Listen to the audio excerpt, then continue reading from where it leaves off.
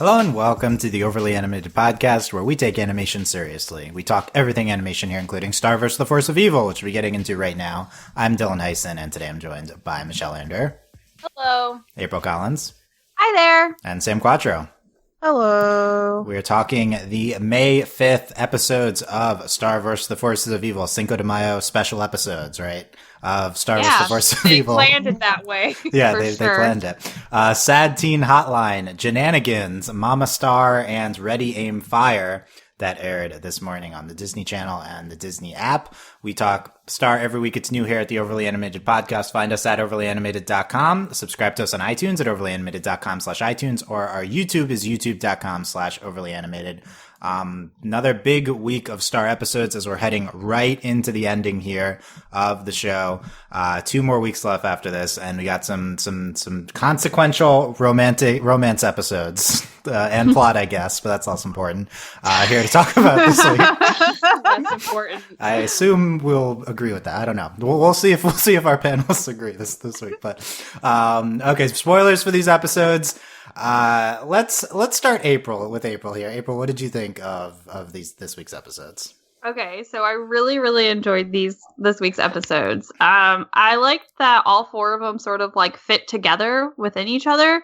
And I'm all about that, like, I'm all about that. Like, so we've got some plot, and that's really great, and we're moving forward with that. And I have things and feelings to say about that, but it doesn't compare because I legitimately cried when Tom and Star broke up at the end of Sad Teen Hotline. You were so invested in Tom Star, April. So tears of sadness versus tears of joy in Dylan's case. Well, I didn't say anything yet. You didn't have to. Well, okay, so I had lots of, like, mixed feelings about it, because one, like, I really thought that maybe, like, they were getting to a good place, and then I think I've, like, mentioned, like, in some other podcasts how, like, I was rewatching, and, like, part of me was, like, really rooting for Star and Tom, even though, like, I love Starco, but I legitimately cried, and I was very upset, and I just let all of my frustrations out in tennis. And then I came back and rewatched the episode, and it still tugged at my heartstrings. But that leads us into other things because, I love that they're, like, upset about it and everything, and that's why they think magic isn't working for them. But then whenever we're in the magic place, Marco says, "I love you, Star," and I freaked out, had to stop watching. I had to, like, pause it. And then I was just like, are we doing this in the middle of the magical dimension? And then it totally paid off in the truest fashion of the show, because the show loves to do things and then not talk about them. So it did that. And then Star goes, "What did you say?" And Marco goes, "I don't know." And I was like, great. I'm glad we're here again. So very frustrating and emotional heartstrings. But I think all of these episodes were great. Like, I really enjoyed them.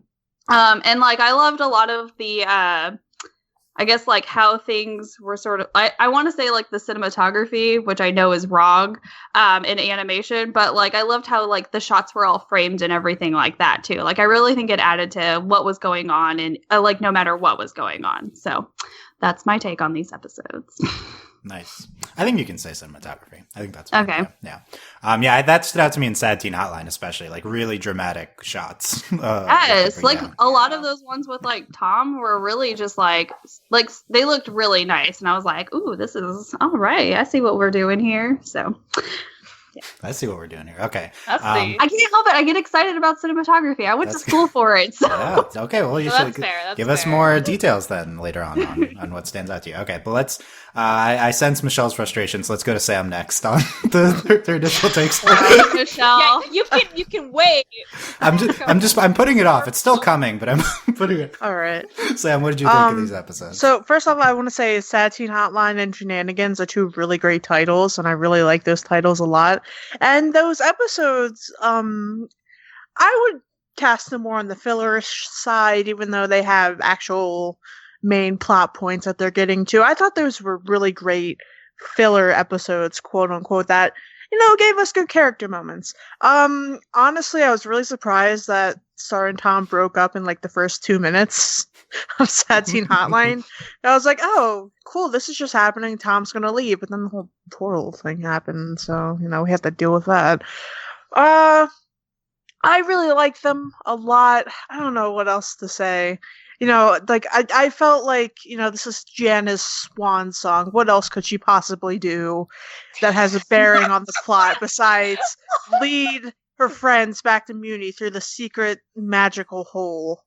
It's perfect. It's beautiful and wonderful, and her Jannanigans are always welcome in my home. Okay. Jana's swan song. It is.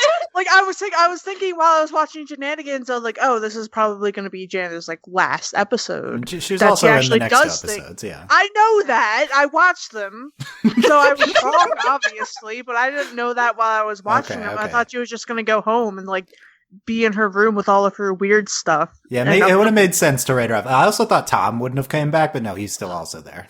I mean, they're welcome. That was the other reason why I was like even more upset, because I was like, "Oh no, we're never going to see Tom again."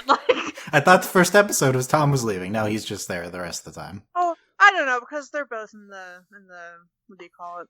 Yeah, but we haven't seen The Kelly. Intro? No, Kelly. Yeah, that's not a Kelly. Kelly's not here. Kelly and Marco broke up as breakup buddies or whatever. Yeah. So what does that mean? Yeah, but Tom and Star broke up. Apparently, Tom's still on the show. So maybe they'll do like a big like Power Rangers type thing where they make like a Megazord and they're all in it and it's the big robot to defeat Nina.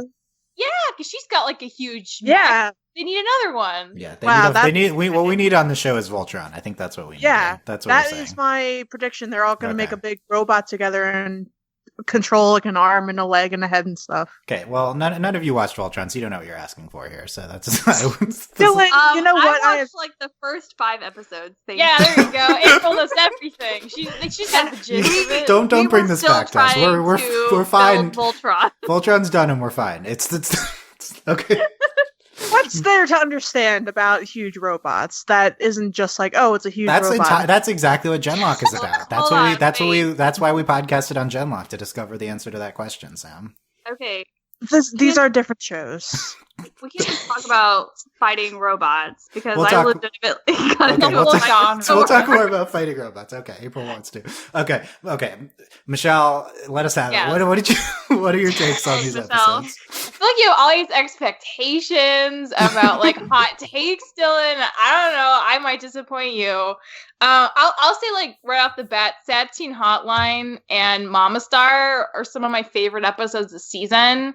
I think something I realized once we went back to Earth and we started dealing with Earth plots again, I forgot how much I really love them and how convoluted all the like Newman stuff has gotten to this point. It was honestly a breath of fresh air to be back on Earth and doing like very random stuff for a while. So I think that's part of the reason those two stood out to me, because we weren't quite back into the kingdom yet when like everything's crazy all the time. And like that was really nice because then we just spend time with the characters and they riff off each other and it's great. I mean I'm definitely on Tom's side. I think Tom he was clued in already, right? When Star was like, I haven't been thinking about any plans for our trip and I don't know if I want to go on it. Like, okay. That was like the nail in the coffin anyway. We thought they broke up last week. Yeah. No, they said they were taking a break. Taking a break to think about things. And so Tom actually did think about things and Star didn't. And she gave him like random terrible gifts. And he was like, yo, I think we need to break up. Wait, Michelle. Terrible gifts. Star gave Tom a cat. Yeah. And a cat. Like, you didn't know he liked cats? Like, where's the proof that this is a personal gift? From your perspective, wouldn't that be an amazing gift? Yeah, but that's because Star knew I liked cats, but we don't know if Tom likes cats. It was like a shot in the dark right there. And then he breaks up with her. He breaks up with her, right? And Star's like, oh, well, why do you want to break up, though? Like, I wasn't the best girlfriend, but I wasn't the worst girlfriend. Like, why is that a good reason to stay together? Star. So I was actually kind of like, Star, like... you're not really good at this relationship. I'm like totally on board with Tom taking one for himself. And I was a little sad, like April, when I thought like, okay, so we're just not going to see Star the rest of the season. That sucks. He's like one of the best characters. And then his inability to leave, I was like, oh, yes, they need to talk about it more. You know, they did, and they still couldn't leave. And then we find out that there's more shenanigans going on with the magic and the High Commission. And I'm just really happy because this means they're going to have to interact more, and more truth and conversations will finally have to come out. And like Tom's done so well. He broke up with Star. He's like playing it pretty chill around her, but he also like goes to Marco the next episode. It's like, yo, like, if you want to make a move, like, go for it. And Marco's like, I don't know what you're talking about. He's like, dude, like, if your best friend, if you want to, you know, you can. And Marco's like, what? Which is, oh my God. Like, they deserve each other. Seriously. They're both awful. They're both awful and dumb at being in relationships. And they can't be honest for 5 seconds unless they're tripped up on magic juice in the car. And I don't care anymore. But, like, I'm just happy Tom's out of that trash fire nonsense. And he can go do his own thing eventually when the war's over and we finally have a conclusion. So those are my thoughts. I really like Sad Teen Hotline and Mama Star, best episodes of the 4. Do you mean Jannanigans instead of Mama Star? Because Jannanigans is the one that's before they get to Muni. No, they don't get to Muni till... Okay, I guess they're in the dimension stuff. And the dimensional stuff in the car I thought was actually more fun than Jannanigans, because Jannanigans mostly is just kind of like going on Jannanigans, which I enjoy Janna as a character, but I like seeing them trip out in the car way more than just like looking at random stuff with Janna for... collecting tennis balls. Yeah, like as fun as that is, I preferred the second to last one a little bit more. Okay. So you called Starco a trash fire. That's not acceptable. But it is. Oh my God. If other people are telling them like, yo, just like do it already, and they're like still denying it or refusing to think about it, like we've been here literally like 5 times before. Yep. So there's no excuse anymore. Like every obstacle's gone. And it still hasn't happened. So I'm just like a tired person. And I can just be happy for Tom because everything else is just nonsense so far. I'm just a tired person, Michelle. Tom fan 13. Tom fan 13. Wow. That's Michelle. I think that is Michelle. I think the answer to your questions about like why Tom and Marco and Star are like terrible at their they're teenagers. Like this is they're bad at this. Okay, Jackie like has had her closure and moved on. Tom has moved on. They're the same freaking age as those two. I think those two are exceptionally dense for teenagers. Which is part of why maybe they like each other. But, like, it still goes to show. It's just hard to watch when that's such a big part of the show. Not everyone can have a gay awakening in France like Jackie, okay? But Tom, I agree Tom is doing really well. I think this is Tom last week and this week are the best he's been on the show. And I think Tom Star, like, is the best its relationship stuff has been during the breakup parts. Last week in that first episode is phenomenal. This week, first episode, it was, like, really good as well, what they're getting into. I think last week's episode had more maybe depth to the relationship stuff that they're getting into, but I also really like what Sad Teen Hotline has to say about them. And like why they're breaking up and Tom's perspective on it. And I think that might be the best episode of the week. Like I think despite it being, like focused on Tom Star, it's the show's just been really good with that. Like that's been a strong element the past 2 weeks. And it's like made this inevitable transition from Tom Star to Starco, palatable and even good because it's like, we've been complaining about, it's like, okay, this is what's coming, they break up and Starco's gonna happen at the end of the show. And it's, this is what this week is. This is the transition to that. But I think they're doing the Tom Star stuff really well so that it's okay. Like that, even though it's like really predictable. And, so last week I said we're truly blessed because Tom Star broke up and the show is good. It was great again. We were truly blessed. I didn't mean it because this week is the week we're truly blessed. Really, the Little Tom. did you know, it was actually It's this week. The actual Tom Star breakup happens, and an incredible Starco episode happens where they have a family of baby unicorns in Mama Star, and it's the best thing ever. Starco in that episode is incredible. And I generally agree this is another good week of good episodes. I think last week's episodes are a little better, probably all of them, than this week's episodes. But to Michelle, as Michelle echoed what we said on last week's podcast, which is like the show finally moved away from the stupid Muni stuff last week, and it's a million times better now. Yes. And yeah, that's the same thing with this week. The first two episodes I really like because getting away from stupid Muni stuff. Mama Star, I think it gets into some repetitive memory loss stuff that we've gotten into before on the show, but obviously has its incredible moments. And then Ready Aim Fire, I think, is really well done, but it's like, oh, we're back to Muni stuff. It's not. It's a good episode. It's like really well made. It's just like this is still not interesting, and now we're getting into that, but we're culminating here maybe earlier than expected.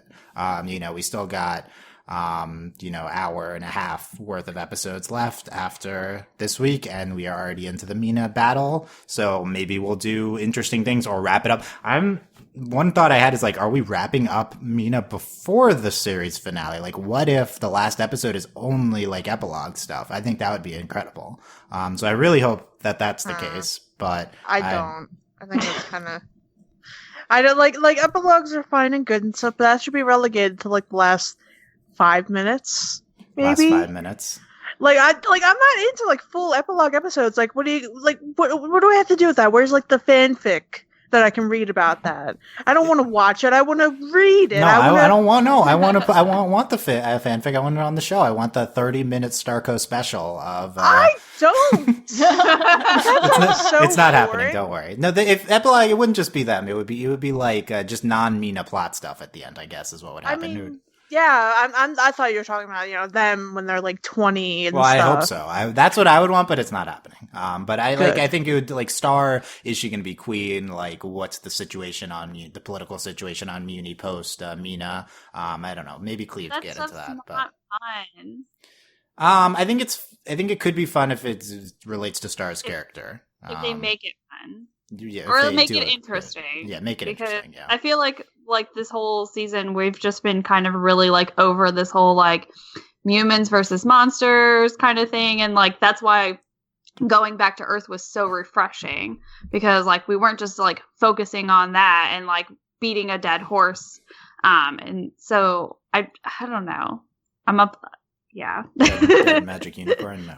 Bad. But, I think this week reinforces just the general discourse we've had on the podcast, which is that the Muni stuff has been we've been really bogged down in that, and the show, like, it's just like such a drastic improvement. Like once we got away from the stuff we've been doing all season in last week and then most of this week's episodes.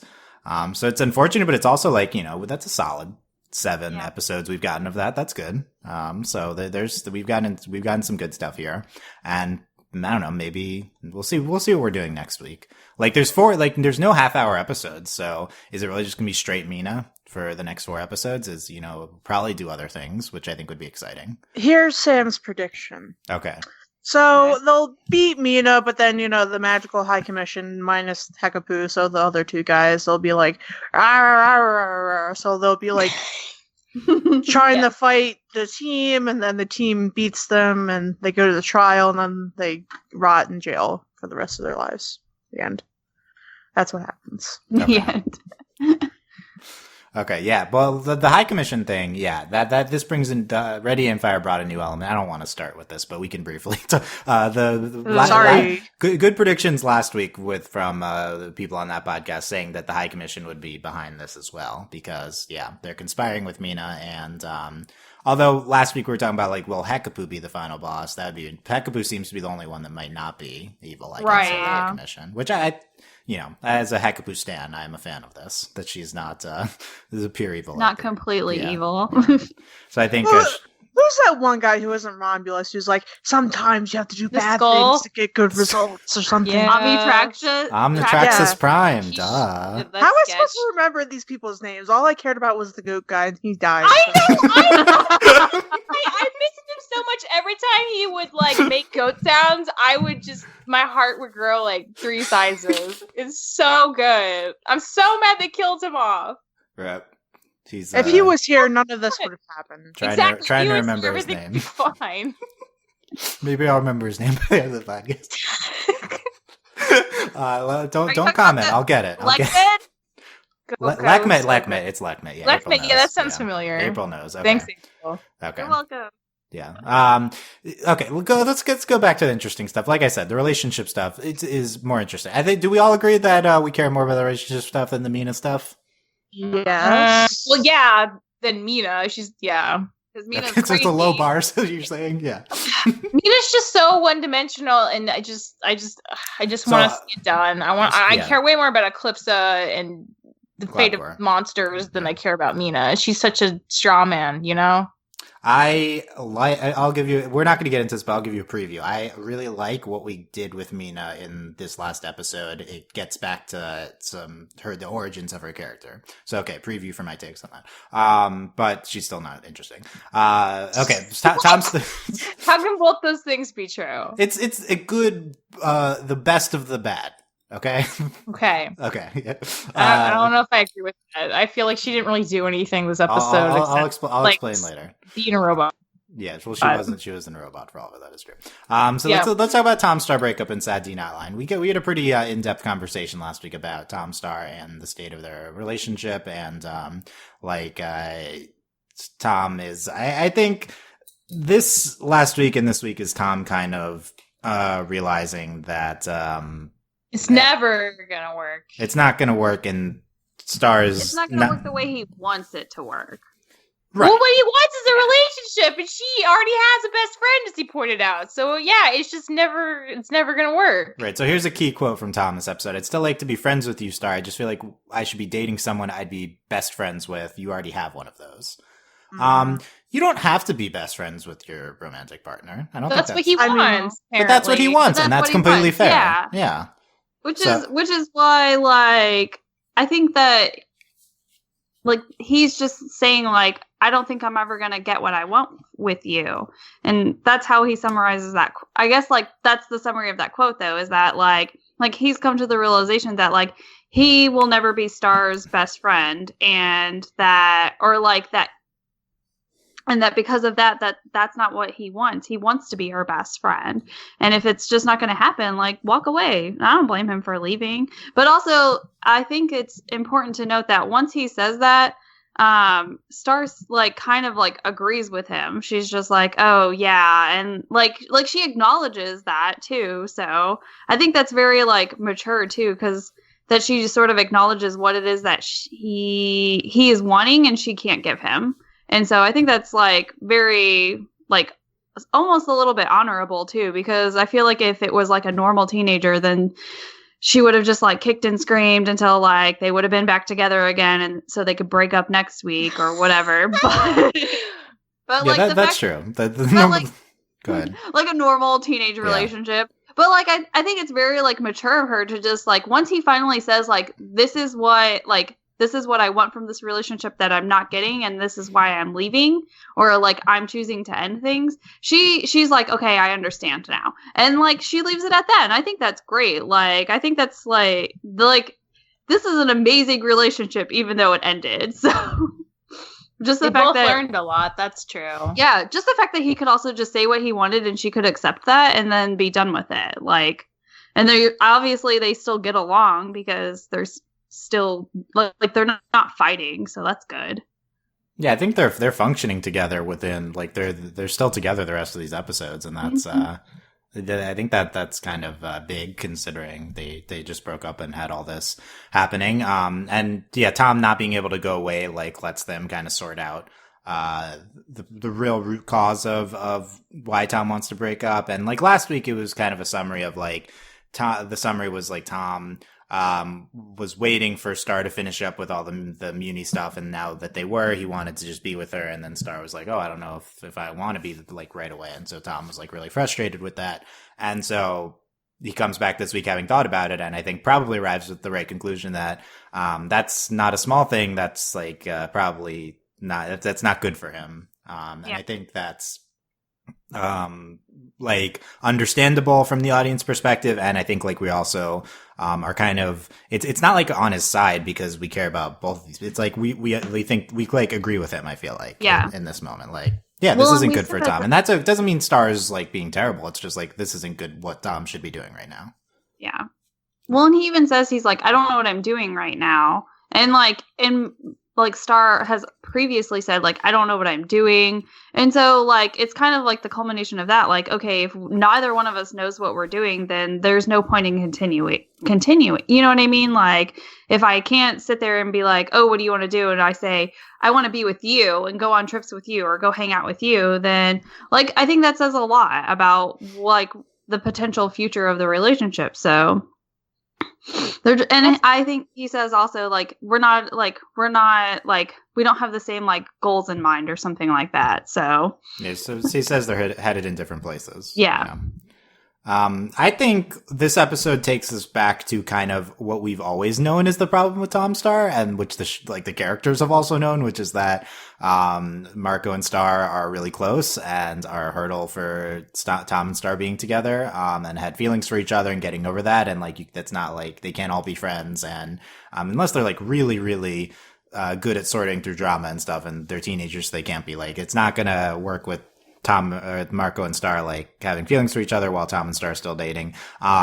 We've known this for 2 seasons, so this is like it's like, okay, the characters are finally understanding. I feel like it's not a hard thing to arrive at here. The evidence has been building for a long time. yeah. I think the way Tom frames it with the friendship for Star was actually really smart, because he doesn't mean like I want to be best friends with you. What he means is I want to be the most important person to somebody that I want to have a relationship that I'm in love with. And because you are best friends with Marco is definitely the person you are closest to. And since I can't have that closeness with you, I like don't even want to try being friends, which I think is like smart, because if he'd framed it like, well, you love Marco, like Star would have denied it. Like it's not about like the romance angle at all. It's like, you guys are closer. I'm not as close with you, even though we are dating, than you are with your best friend. And that's just not what I'm about. So we need to break up, which is like, I think could honestly take a lot of time. Like the writing was on the wall for us, but I think for Tom, you know, if you really like someone and you're like, oh yeah, they have friends, but like we do stuff too, like the slow dawning on you, they're like, oh, but like they're like closer with that particular friend, and like is that something I should care about? Like, are we still pretty close? And realizing over time that like that other thing is actually probably slightly more important in a different way, or just that there's more closeness there. Like, yeah, I'd want to bail too. So I feel like Tom, like again, like taking that trip gave him time to think separate from Star. And that's when he realized, like, you know, actually it is really important to me that I be the most important person to the person I'm dating. And I can't get that with Star ever. So we need to end it, even though he still really, really likes her. And that's like pretty cool that, like April said, like they both came to terms with that. And Tom could kind of say it in a way that Star could get by framing it as best friendship. But like, obviously it's not the best friendship. It's like the closeness that he cares about, that he just can't get with her. Well, yeah, it's a matter of like wanting it. Like, would he want to compete? Like, continue to compete? Like, maybe exactly. Like, and taking out, you know, like Starco, like removing that from this equation and just saying like, this is Star's best friend, Marco. Like, Marco and Tom are best friends, and Tom and Star are dating. But like removing like the romantic aspect out of Starco, like. It's obvious that he doesn't want to compete, and that's probably what he feels like he's doing.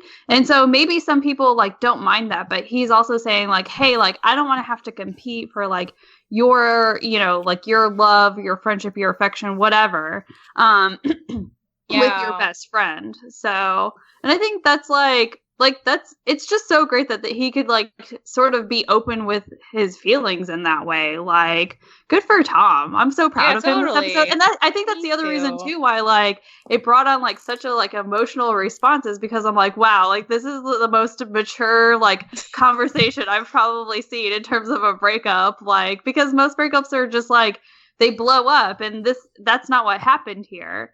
And I love that so much. Like, it sucks that they're like not together anymore because I enjoyed them, but like at the same time, I'm like, wow, like this is incredible. Yeah, it was certainly a mature breakup for teenagers. I think it's a great point that despite Tom saying best friends, he really just means like need to be the most important person to you, and that's completely reasonable. I think the evidence for that is last week.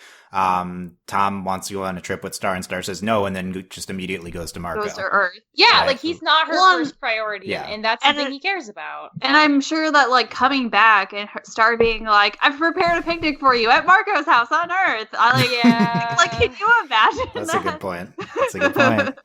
And I think it's also a good point from Michelle before that. Even though it's been obvious to us for a while, I think you can understand why Tom would take a longer time to see that this is the dynamic and it's not going to work. Sure. And that's kind of sad considering it, and I think we've been waiting for Tom to blow up again. We've been talking about this for a while. Like, is he in control of his anger? And he really hasn't. He's handled this extremely maturely. And this is like the culmination, I think, of Tom's maturity arc. And, I feel like we're mostly on his side here. Sam, do you have, empathy for Tom in this episode and what he's going through? What's your level on that with, how you're relating to Tom here? I honestly, it's not really a race I have a horse in, like, oh, it happened, they broke up, Tom, go live your best life, thanks for the memories, Fall Out Boy. Any negative feelings for Tom here? Not really. I mean, he's doing his thing. I think that's good. That's a big thing with like, I feel like for a while it would be negative feelings with Tom. No, that's just how I feel. Like, he's gonna do his thing, and I completely understand not wanting to be friends with somebody you just broke up with, because it's hard. And everybody's like, oh, we'll still be friends, right? Like, no, I spent how much of my life wanting to have like romantic feelings from you, and I had feelings for you as well, but it just wasn't happening, and it hurts. So maybe in like 5 years we'll be friends, but not right now, Star. Jeez Louise. So that's how I feel. Tom, just go do you. Go date. Tom and Kelly could date. I feel like that would be a problem because she's like part hair bush and he's like a fire demon. Oh, wow, yeah. So it could be destructive, but that would smell really terrible. Yeah, maybe Tom and Kelly could date. Maybe Tom just needs to be alone for a while. Needs to reflect. Maybe skip some stones on a pond. Oh, yeah. What? I really still not on Tom and Jana though, Sam. Right? I really all don't right. get... No. No, Jana. I'm starting to think Jana might be ace at this point, which is good. Finding good. She's just more interested in monster truck graveyards than romance, and that's fine. Yes, monster. Tom wants like a relationship, and Jana's not going to give that to him. Yeah, that's true. Yeah. Jana's only got it out for Jana. Yeah, I think so.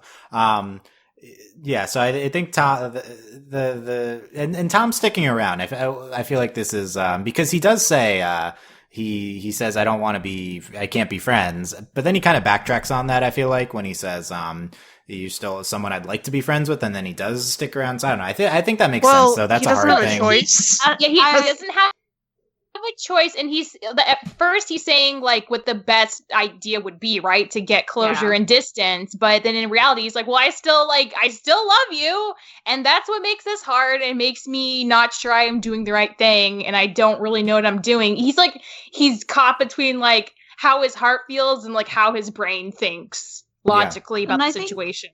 I think the other thing too is that like at the beginning, like he's trying to leave and he's saying like we can't even be friends before he even really got out like why they're breaking up. Like, because literally at the beginning of the episode it's like we're breaking up, like we're not in the same place, we're heading different directions, and then he's like leaving, and then she's like, well, we can still be friends, and he's like, no, we can't. But I think like them finally like I guess talking it out gets him to a place where he can then be like, okay, like if I want to or have to still stick around these people, then it's easier for me knowing that like I've said my piece and that that has been accepted by Star. So I think that's like the difference too between like I think that's why he flip-flops, is because at first he doesn't actually say like why he's breaking up with Star, but then after like we get to it, he's like, okay, like I can accept this and Star has accepted it, so we can still be friends. Yeah. It's the plot mechanism of him not being able to leave, I think, is good. I feel like in a lot of ways for them, and them being able to talk it out, but also, it's limiting Tom's options of what's best for him. Yeah.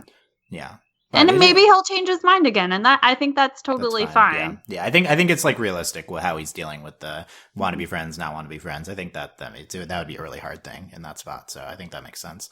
And the way Star reacts, she's very sad about this. A few big shots of her crying, and then she at one point goes to kiss Tom as before he's about to leave, but then like remembers, I feel, that he just broke up with her, and then kisses him on the cheek. Wow. Yeah. I do forget. I feel like that's is showing the long time that they were together and how much they were used to that, and maybe. Well, even then, I'm sure you feel like slightly like if you're opening up like to another person, you still feel slightly close to them, and so she probably was still in that like I'm still very close to you, Tom, kind of mindset. And I think she still has feelings for him. Of course, totally. Yeah. Despite all of us thinking, like, I feel like that she's like in love with Marco, and that's been getting in the way of her in time. I think like the show's done a good job of conveying she does also love Tom. I think so. I think that was on display with that moment.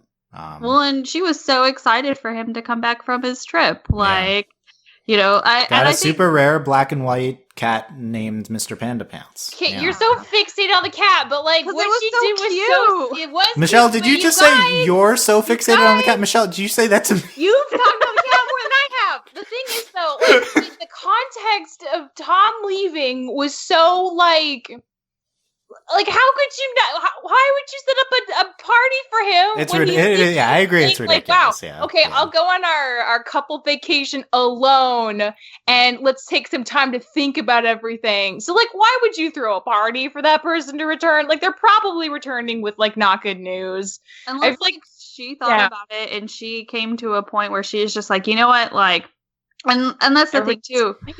We didn't kind of, I guess, like we sort of got Star's feelings on this, but like I think that maybe she did think about it, and she was just like, hey, when Tom gets back, like I'm gonna be the best girlfriend ever, like I'm gonna like that kind of thing. And so maybe like that was her portion of it. Just I don't know. Yeah, I think Star didn't really understand what Tom was doing at the end of last week. Tom was basically breaking up with her, and she didn't necessarily process that yet, and so she's just like, oh, it'll be good, he'll come back, and Tom's like obviously coming to break up with her, and she doesn't really get that, and so I think it's important that he says it blatantly like that, and so I think that's also the gag of the helicopter interrupting them. I feel is furthering Star not being able to hear it. Why was there a police helicopter just hovering around their house?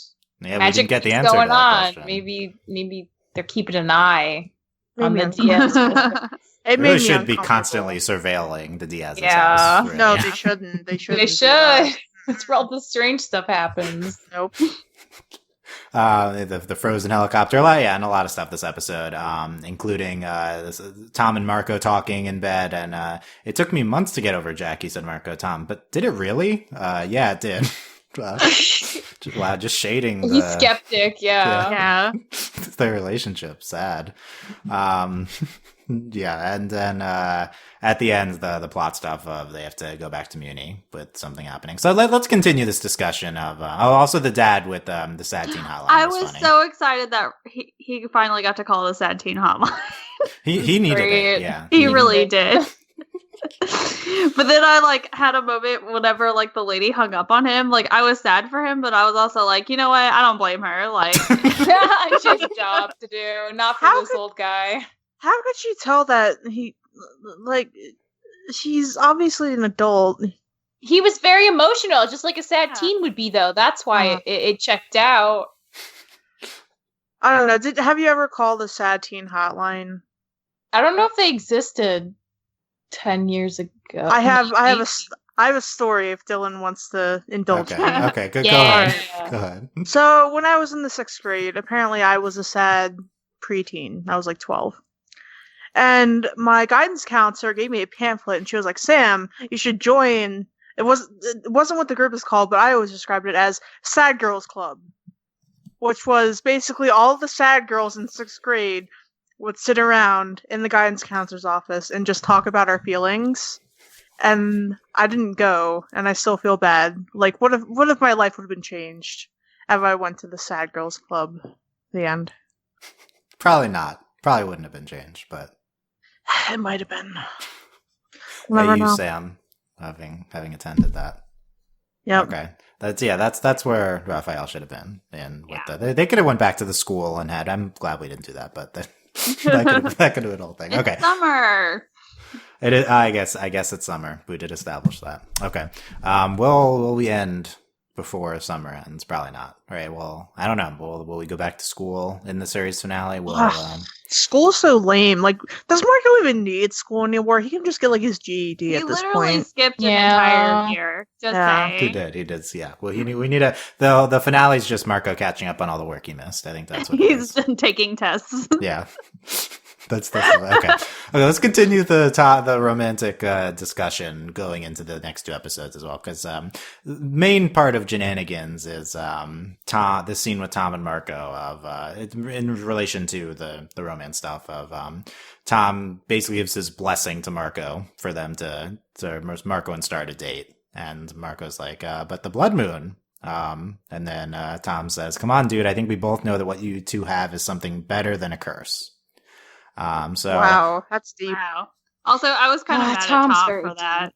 Well, why were you mad at Tom for that? Because he was like testing the waters and being like, "I'm going to tell Marco it's okay," and see how he reacts. Like, because yeah, you gonna go for my ex? Yeah, right. Like, I feel like that. I mean, I would like to give Tom like more credit than that, but whenever I first watched it, I was very bad. I was like, "Tom, come on now! Like, really, we're gonna do this?" I don't think he was baiting Marco. I think he was being genuine. Maybe.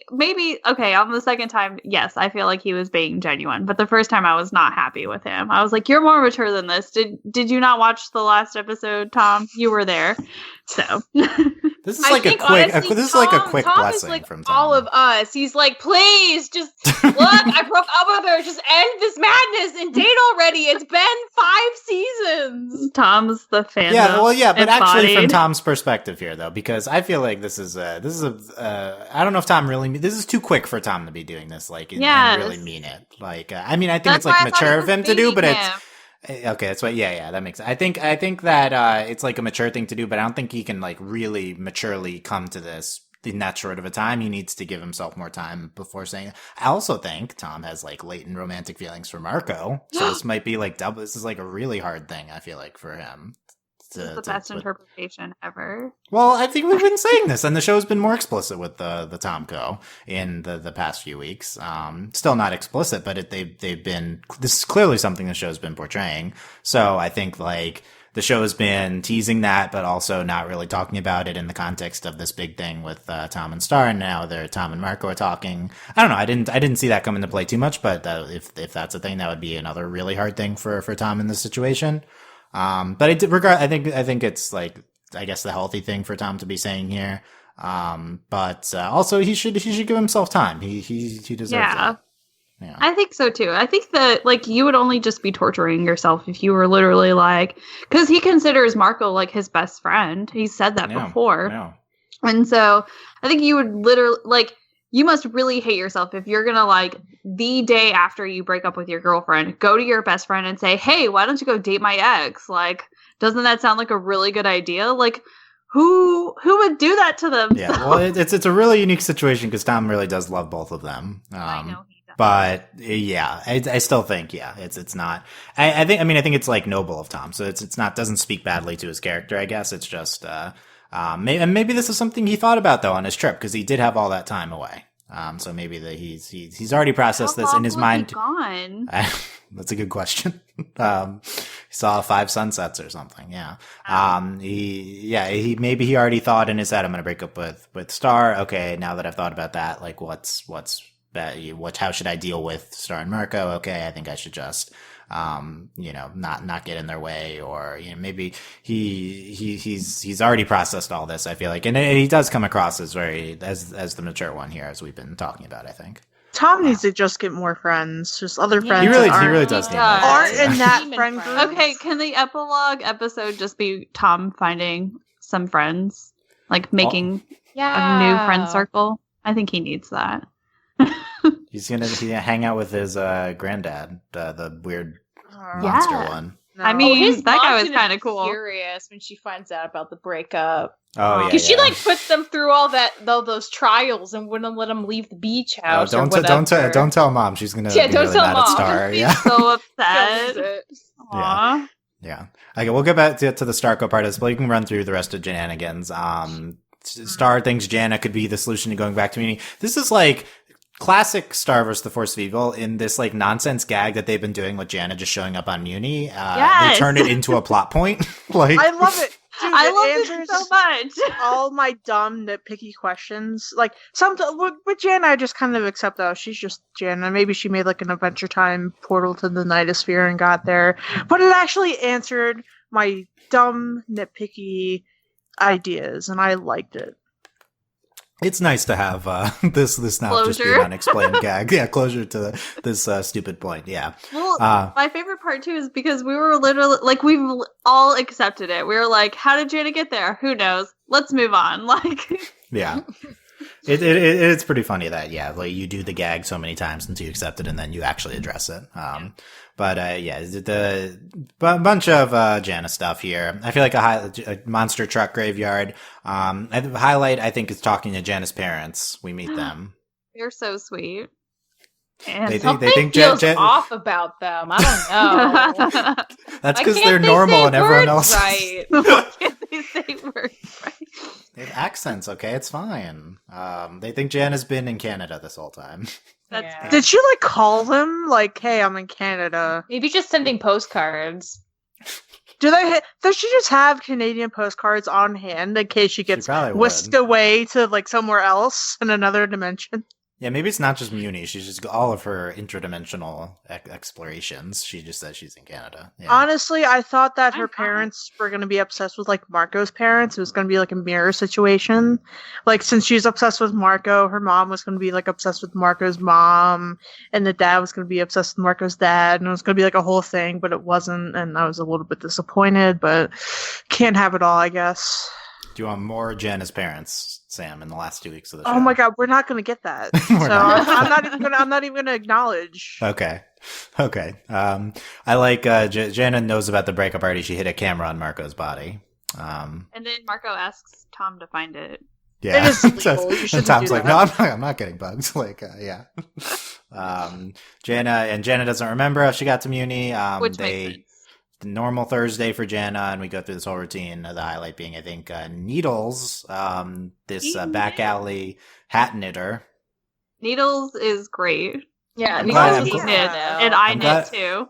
Our friend Patron Needle has made it onto Star. I'm glad. That's he's... why I was wondering why you added Needle in the Star Channel. Like, Needles. Like, he's literally a character called Needles. Yeah. Oh, boy. I couldn't. His Okay. tennis balls. Yeah, I think it was a funny sequence. And then we talked about the blessing and Janna. We actually get, shockingly, we have like 30 seconds of actual Janna characterization. She's like freaking out that she doesn't remember and getting very like meta or not like very like in her head about everything. Sam, what do you think of that? I thought it was interesting. I thought it called to more adult things in which, sometimes things just kind of, you can't remember them, and then you're, I don't know how to say it, but I don't know. I thought it was really interesting to put that in the episode called Jannanigans, in which you have Jenna shenanigans and not Jenna seriousness. But I guess you do for like 30 seconds. I thought it added something interesting to her, something more than just, the cool, calm, collected Janna who just goes with the flow and like ends up in Muni for like no reason at all. But on the other hand, it kind of did make me feel like, what kind of metaphor are they trying to go with here in the show? Shrug. Yeah, it is, at the very least, it's nice to have actual moments of Janna characterization and not just zaniness. And yeah, I think it's a great episode for Janna overall. It's her swan song! Yes. Her swan song. Her metaphorical swan song. Or Yes. All swan songs are metaphorical, Dylan. Her Can swans not sing? Oh my god. A swan song is like the last great thing that you do. Yes. But can swans not actually sing? Okay, we need to get into the derivative of the expression. Because the metaphorical thing's like, so they literally can't. That's interesting. Fun fact. Okay, we'll research that. We'll get on that. But then, they go more Brita's Tacos stuff, and they find this magic well below Brita's Tacos. That takes into Mama Star. Hold on. How can the workers at Brita's Tacos be so stupid? I know! Because we know those two characters, and they're stupid. I was gonna say, we know those people. There was a really great shot where there was like a no sign over Janna's face, and then Janna just pops up. Yeah. And also when the Oscar, who knows Janna, says, "Hey, is your name Janna?" Well, Oscar is pretty out of it. I'm Banana. Oscar's like the popular kid who wouldn't know someone like Janna, I guess. But have they interacted? I don't know. We got to look at that. I have no clue. I can't remember. Anyway, Does Janna even go to school? No, definitely not. Not anymore. Yeah. She's been on Muni, Canada. Okay, Mama Star. So the Star's throwing a bunch of stuff in the well. Really satisfying bit of world building, I think, in this episode is Marco's like hypothesizing that the first humans were humans and that they came under this well under British Tacos, and that's how the human settlers came there. Interesting. I guess. Oh, does that mean humans, like, how do I say this? Humans are colonizers and monsters are They natives hooked up with the local monsters, and that's why some of them have magic powers? Ooh. Do humans have magic I powers? think the humans definitely have monster heritage to them, right? You broke the series. Yeah. Because they're not human anymore. Oh, so that's why the butterflies might have magic Yeah. powers. So they definitely have monster That's lineage possible. too. That would also It's definitely explain- possible. That would also it could be explain why, Glossaric like, stuff, Star and Moon, who technically aren't butterflies, can do magic as well. Yeah. Humans. Yeah, I mean, that's, yeah, I don't know. I don't know if we'll get into that. I think I don't know why you don't believe that, Dylan. That, like, literally makes the most sense so far. But also, it seems odd that they would put that fact out there or that like hypothesis for no reason. Well, the reason is this is a big. Okay, ignore that thing for a second. I'll come back to that. But this is regardless. This is a huge thing. Is like humans are actually. We've been talking about like why the Star look like a human, right? Like it's because was a human. It comes from human. Like she is a human. They just went to Muni. Like this is a big thing. This explains a lot of Muni, and I'm glad that we put that in there. One thing it opens up is the Marco is a butterfly theory long been standing, because if Marco and Star could be related if Star was originally a human, like it Star's human in lineage. That's like saying everyone's related to the first ancestor. Right. It would go back far enough, yeah. Yeah. But Marco cheek marks thing from we haven't really addressed it this season, but that was a big thing last season. So we'll see if we get into that at the he end. did magic. Yeah. So I think this could be the precursor to going back to that, this explanation. That's how I read it. In terms of the humans doing magic, we're going to get into this too much, but I think we should. That's like the whole. I mean, for quickly. So there's other explanations here. here. Humans to be like, we deserve the land. We deserve this hierarchy. We are better than monsters, and then to realize that their whole lineage is tied up in monster right. I think DNA too. Like that be the final kick in the coffin for the hierarchy. That's like a huge deal. Right. I think the bigger point is how it relates to the human monster conflict. If that's the case, yeah, they could be actually all related, or it's just like a straight, okay, the monsters were here first and the humans were humans that are invaders. I think that would relate to it there. Like, why can the butterflies do magic / the old butterfly lineage? Could be Glossaric gave them powers, could be the magic dimension, could be the wand, could be, like, it could be monster DNA, I guess, but, I don't know. I'm unconvinced, but yeah, I think the important thing is how is this going to play into the human monster thing? I think that's a big thing the show's going to want to talk about in the last 2 weeks. So regardless, like that could be a precursor to that, could be a precursor to the Marco stuff. I could see both coming into play here. I don't think it would just be a throwaway line from Marco. Like it, regardless, it's like a big line for the show, but I think probably it'll have impact to come in the show for these last 2 weeks. But yeah, that was a big thing early, and then other than the Starco stuff, I think that was my favorite part of the episode. Then we're getting into this whole thing with the firstborn and the magic dimension and losing their memory and all these baby unicorns and stuff. I've been a big proponent of what do you hate, Sam? Which part? God, we've done this so many times, and the unicorns and the big googly eyes and the why do we have to do it again, man? I'm over it. I'm over unicorns. I'm over what? I was on board until you said you're over unicorns, Sam. Wow, do I look like I'm a person who likes unicorns? Absolutely not. But I'm like a big proponent of the Magic Dimension episodes, but even I was very tired with what we got into this episode, I think. So I think the notable parts are the Starco things, but like the firstborn and the memory loss, it's like we've done this, 3 times before, and it's the same thing. It's not different. We're still losing our minds. I guess the difference is they did a lot more of shenanigan stuff with it, with different characters. Like we had Jan and Tom there. Tom got some humor stuff with Tom of him and the staying in the car and on fire, and yeah. I thought that was funny. Yeah. I think that's probably the best thing they did with it, yeah.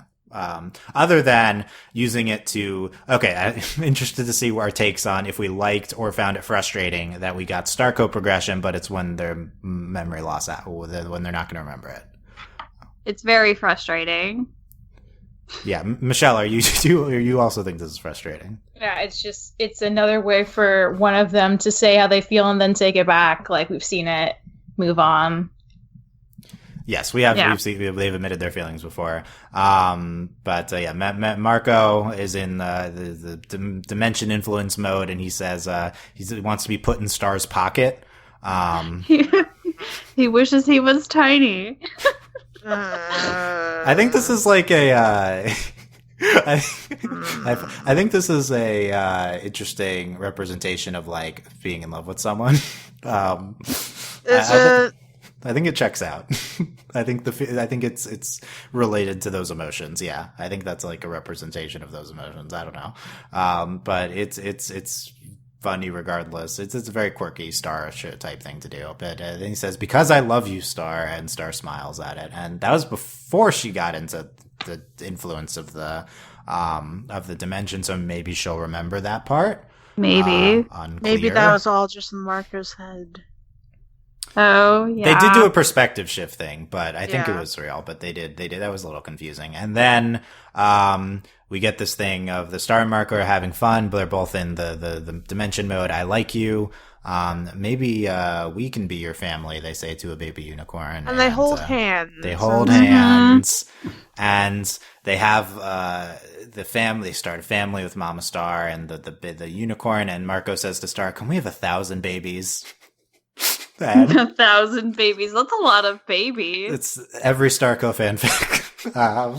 Too many babies. Oh my god, yeah, that is too many babies. Don't have that many babies. Sam, this is the fanfic part of the episode. Getting into Starco babies. The only reason why you should have 1,000 babies is if you are playing The Sims and you're doing the 1,000 baby challenge. That is the only reason why anybody. That's a thing. Okay, yes, it is a thing. You're trying to repopulate the Earth. Yeah, this is a post-apocalyptic situation. I feel like that is more babies than one human can possibly gestate. I mean, this is a magic dimension, so I mean, physically, then Marco can have all those kids by himself. So Michelle, you want to get into Mpreg Starco? No, yeah, no. what?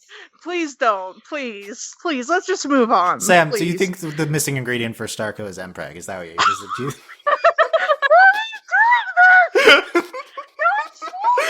Michelle said it. Okay.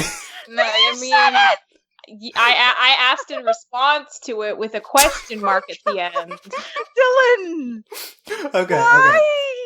I couldn't help. I couldn't help myself. Okay, so Wait, God. look, we have a goal of 1,000 babies. No, you need to divide that up evenly, right? Yeah. Right. Oh my God. Okay. I got you. I'm on your side, Dylan. I got you. Thank you. No, please. Let's just stop. Let's quit while we're ahead. with Okay, this. the summary is that this was like really cute and the best Starco stuff, except for they're not going to remember it, so hooray. But Star, I think, will remember that line, and that'll instigate Starco B endgame stuff here. Probably that's how it's going to go. God.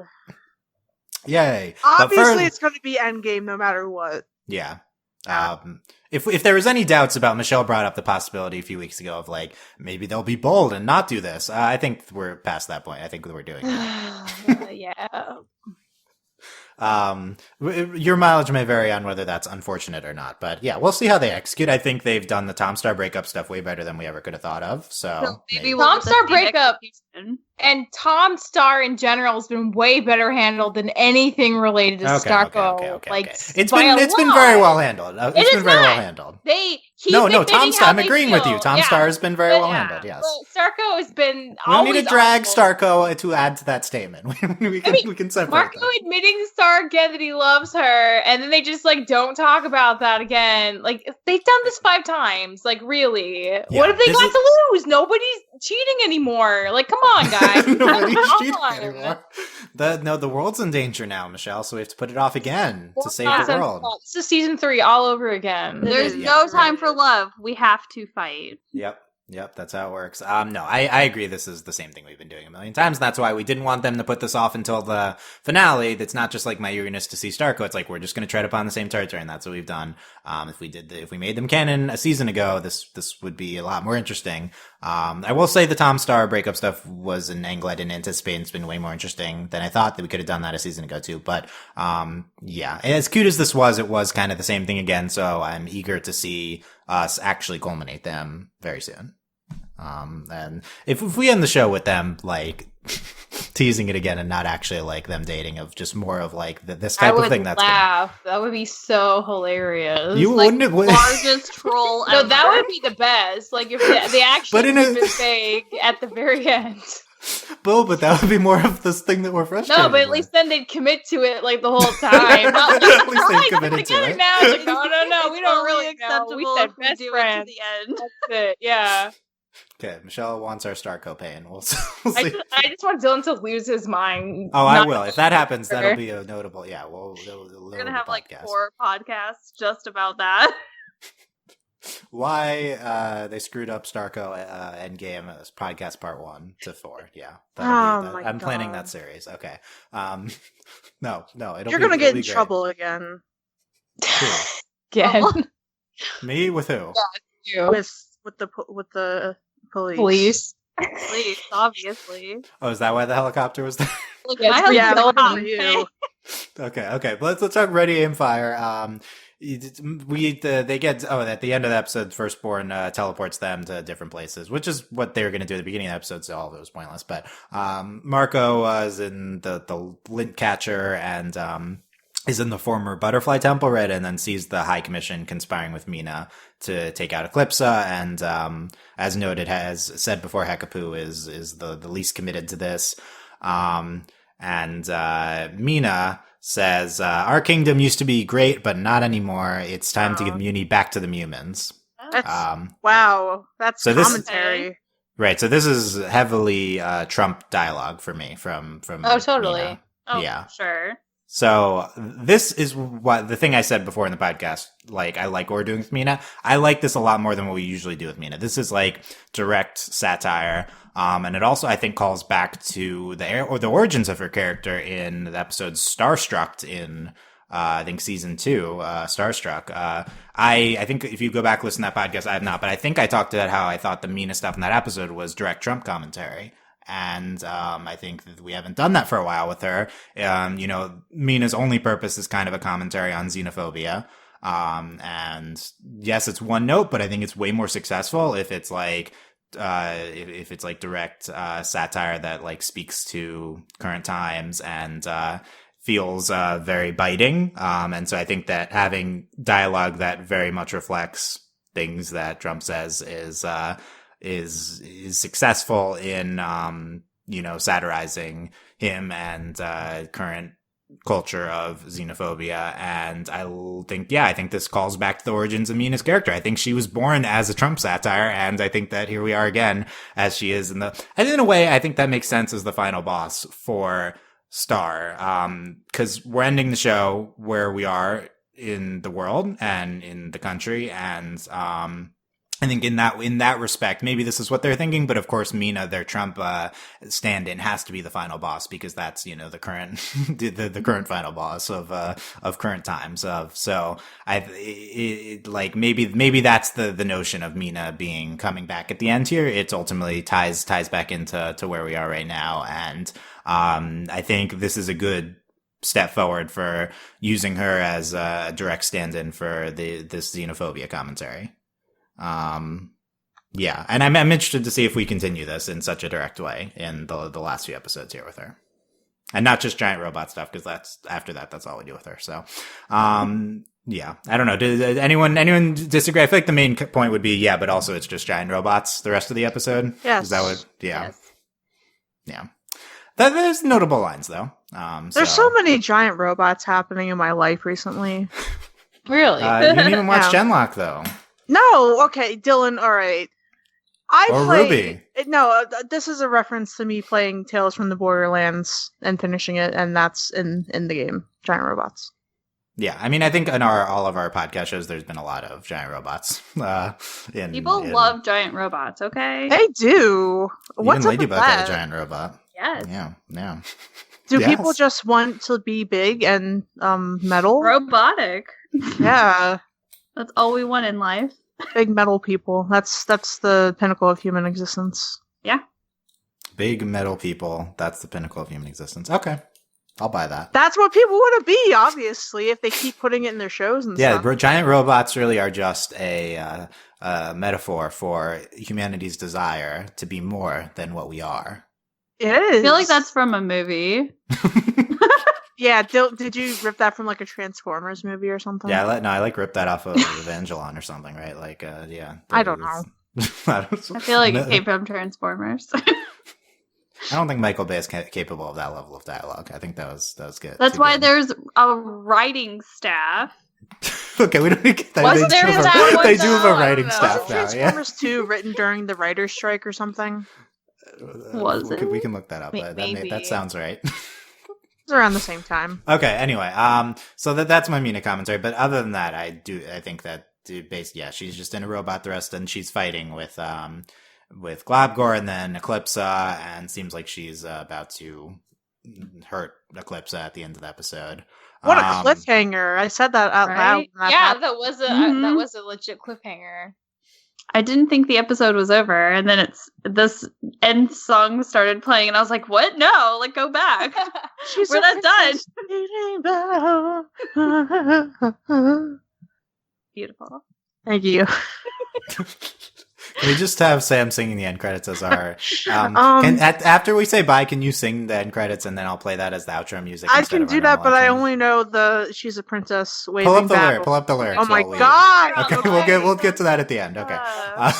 So then, I don't know what else happens. What else Star, happens? Stars and Doop Doop. The return of Doop Doop. Oh no! Why? Look, we had to get our money's worth, okay?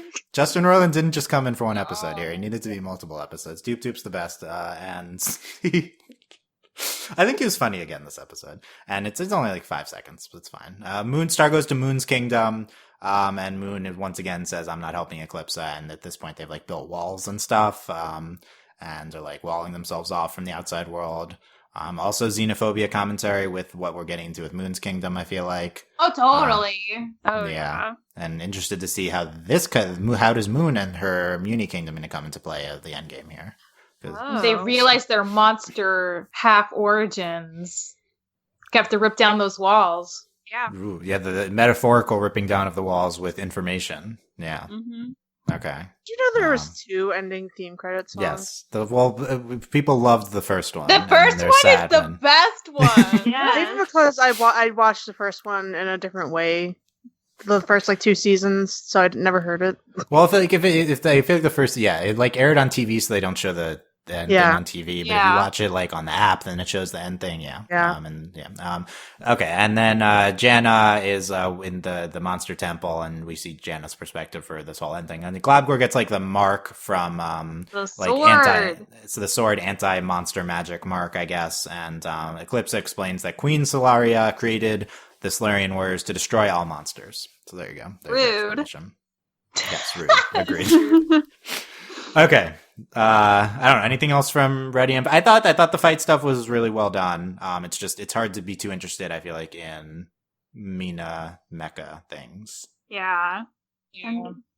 I like seeing Glabgor fighting and Eclipse fighting. Me too. I really enjoy watching them fight. And I think that's the only reason why like I'm okay with Mech Mina. Because then we get to see like Meteora and Glabgor in action. Because I really enjoy watching Glabgor, especially because he like uses his powers to like grow big and shrink to like his advantage, and I think it's just great to watch, like visually. Yeah, it's very versatile. He's honed his craft with his changing height abilities. Oh yeah, so Michelle, you're a notable fan of Glabgor going from big to small. Do you that was on display in this battle, so what were your thoughts on that? It was really good. He's very smart. He knows what he's doing. I do think like I get where he's coming from once his arm gets hurt and he wants to go back out there because he feels like it's like worse to feel useless. But I appreciate that he was like, oh yeah, no, it's true. Like my wife can kick butt and she's probably doing a great job. And I appreciate that because like, yeah, Eclipse she can hold her own too. He doesn't have to do everything. They're a team. Yeah. Yeah. It's nice seeing the two of them and the relationship stuff with them and how they're dealing with the conflict appearing. Because I think their relationship's been a really strong element of the last few weeks as well. Seeing them, so hopefully more Glabgor. Although I don't know, we've a lot of time for a lot of things here, but Glabgor's been good. Yeah. Okay. Let's do final thoughts on this episode or anything from these episodes, April. Final thoughts. I hope nothing bad happens to Eclipse because that would be really upsetting. But I'm like, I think that was a really good cliffhanger, and it really does like I'm really like pumped for like next week's episodes, and I hope that they don't let me down. We will see. Hope that they don't let me. Okay, that's you just open mind. That's better expectations. I feel like, but we are excited for it. Michelle, final thoughts here. We're getting into endgame territory, and that's like exciting, but also a little scary because we've had Star in our lives for a while now, and like a post-Star world, like I'm sure we'll adapt, but like it will be kind of sad to not be able to talk about this universe after the end is happened, you know? So, I'm excited for everything to like be done and wrapped up, but I'm also like, it's bittersweet. Yeah. Yes. I agree. Yeah. It's hard not to be sad. Yes. Sam, final thoughts, Sam. So I was thinking, since Glabgor had that little like that cut from Mina at the end of the that one, like does that mean that so he was all big when he was crystallized, right? And his normal size is basically that of a man. Do you think he was like in pain just being big for thousands of years? You know? I wonder. It's a good point. Yeah, I think the episode establishes small as his normal size, yeah. Yeah, but do you think like he like how like in Steven Universe after a while like Steven gets tired shapeshifting, Amethyst gets tired shapeshifting, etc. Do you think that's the same for Star? Or can he just shapeshift infinitely because that's just like his thing? That's my final thought. Yeah, I don't know. I feel like Michelle's the expert on this, so I would defer to her. On Glabgor? Yeah. Oh, I feel like for him, it's probably not super tiring. But then again, as you grow, like the mass of your literal body weighs you down more. So like technically, I think if he decided to stay full size, he statistically would have like maybe 15 to 20 years shaved off his lifespan. So it's in his best interest to be around Eclipse's height to live longer. Wow. That's what I think. Even smaller. There you go. That's the official ruling on the lore. Glabgor lore expert, Michelle. Okay. We just want them to have the longest, happiest life possible. Right? Yeah, I mean, Yeah. they missed out because they were like, Yeah. They were Schools both for- frozen, and their Yeah. daughter was sucking the youth out of princesses. So yeah, so they deserve happiness. yeah, She's a baby now. It's fine. yeah. Yeah. Well, how will Meteor play into the finale? Okay. She's gonna yeah. turn back into what's her face? Anus. Miss Anus. Yeah, and then kill Mina, and then she'll be a baby again. Oh, The end. Rip. R.I.P. That could, okay, that's interesting. Yeah. Or she'll kill like the Yeah. Romulus and what's his face. Well, I'm I'm curious. the I guess Traxxas Brown also baby. because we've made it a point to show like Meteora like training with Glossaric, so that's Right. And it paid out that she did one thing in yeah. Coronation, but yeah, we'll see if she does more things. She could do we other had- things. Well, she did Yeah. more things, yeah. Yeah. So, okay.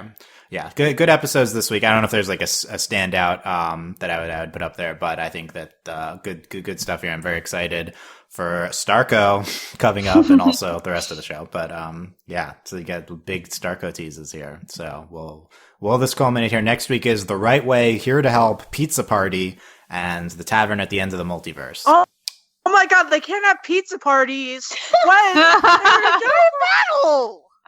Right, so will it be wrapped up before Pizza Party? Right, it could just be the first half hour What? is Mina stuff.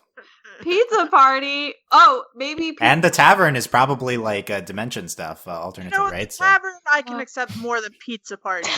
Yeah, I can accept Pizza Party not that much. Sam, why do you hate pizza parties? Oh my god, I don't hate pizza It's parties. not I'm just plausible, saying, Dylan. This is not an It doesn't like appropriate because time to have a pizza party. What are they gonna do? They're gonna order pizza from like the the pie island or whatever because they Yeah, make, Pie they're Island. gonna make pizza pies, and so they're gonna Pizza.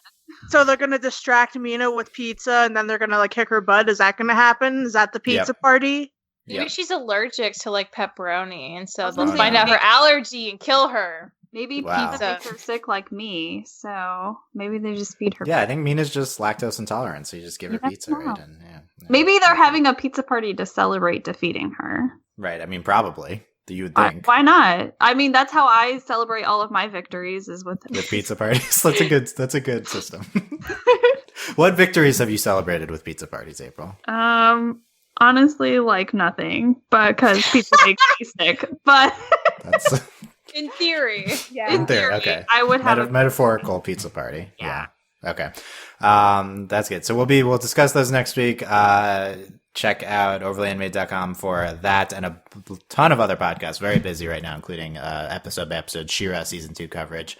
Overlyanimated.com for all that. Subscribe to us on iTunes, overlyanimated.com/iTunes, YouTube, youtube.com/overlyanimated. Come talk on our Discord about Star at overlyanimated.com/Discord. Support us via Patreon at patreon.com/overlyanimated. Thanks to our current patrons, especially our patron of the podcast, Michael, A.K. Wazowski. And thanks as always to our patron executive producers, Ryan, Steve, Alex, Beatrice, Q, and Michael.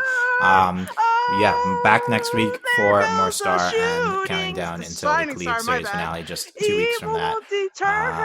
Yeah, that's it. Thanks for listening, guys. We will see you then. Bye. Bye. Bye. Yeah.